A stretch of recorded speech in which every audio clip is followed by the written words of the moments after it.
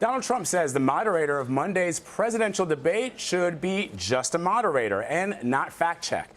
Clinton and Trump are both managing expectations ahead of Monday's debate. But on Thursday, Trump suggested that Lester Holt, he's the moderator on Monday, he suggested that Lester Holt is under pressure to be harder on Trump than on Clinton. What would you like to see, a moderator or a fact checker? Well, I think he has to be a moderator. I mean, you're debating somebody, and if she makes a mistake or if I make a mistake, we'll take each other on. I think you have to have somebody that's just lets them argue it out. And, I think there's a lot of pressure on Lester. I think Lester's a very good person, a very good man. I think that there's a lot of pressure on him because of Matt Lauer. When I had the town hall, I guess you'd call it, or the forum last week with Hillary, it was, I did well, and I had tough questions, but the polls all had hers taking a drubbing in that one. Now, I will say they went after Matt Lauer. I've never seen anything like it, and I think my questions were harder than her questions, if you want to know the truth. And a lot of pressure is being put on Lester Holt.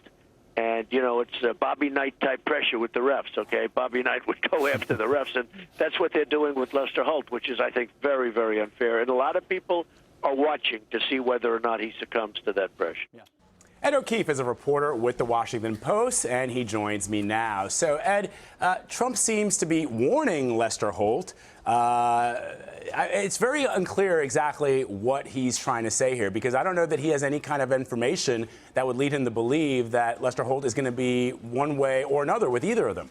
I think he's just trying to get inside their heads, and he's trying to get inside Hillary Clinton's head, and frankly, the Clinton campaign's been doing the same exact thing. You'll notice that her communications director yesterday at one point was suggesting that they're concerned that Trump will get easier questions than she will because the stakes or the expectations are so different for them given their professional experiences. Look, this is all about just setting the table, setting expectations in advance.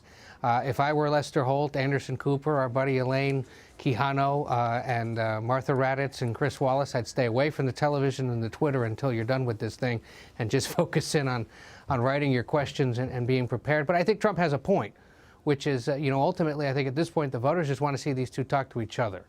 And he should be there to sort of guide the conversation and ask a few questions, and we'll see. But, part of the frustration, I think a lot in our business and a lot of Trump's critics have also, is that he does say things sometimes that are totally inaccurate and doesn't necessarily get called for it, whether it's in a campaign speech or in some kind of an interview. So, some of that criticism perhaps is justified. But here I think he's just, again, trying to get inside their head a little bit. We should note, Ed, that Clinton's aides say that they're concerned that the moderators might lower their bar of the questions to suit the candidate in front of them. Our polls show that there are very few voters who haven't already formed an opinion of the candidate. So what's the role of the debates in this cycle? Well, I think, for those few people in these few states that haven't made up their mind, it will be critical. And I think it's also an opportunity to really get a sense of how either of these two people would deal with adversity, frankly, because they are facing off against their lead critic and their lead opponent. And, it might give people an opportunity to see how they might, deal with foreign leaders they disagree with, or deal with the opposition party should they have to start negotiating on legislation next year. So I think it's a critical element of the elections. It always is. It is even more so this year because, of course, we have such an established television figure in Mr. Trump participating, and Mrs. Clinton, who is not as strong in this regard, but I think many of her supporters want to see her finally go face-to-face, mano with Trump, and try to level some attacks. All right, so Trump is defending claims that he made on Thursday morning where he said that drugs were partially to blame for the violence in Charlotte. What is he trying to say about this?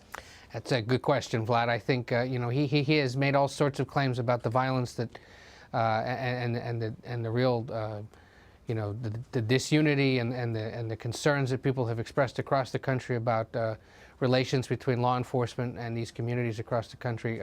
Drugs is something he's discussed before. It was discussed, of course, a lot in New Hampshire, given that state has struggled with the heroin crisis.